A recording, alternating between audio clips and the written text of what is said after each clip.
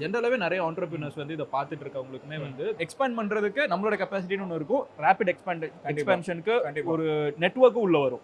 Investors வரப்போ அந்த process நீங்க எப்படி பாக்குறீங்க? இருக்கிறத விட்டுட்டு பறக்க ஆசைப்படக்கூடாது. அது ரெண்டு வழியிலையும் யூஸ் பண்ணணும். நான் சொல்றது when we keep the basics right, expansion வந்து கரெக்டா இருக்கும்.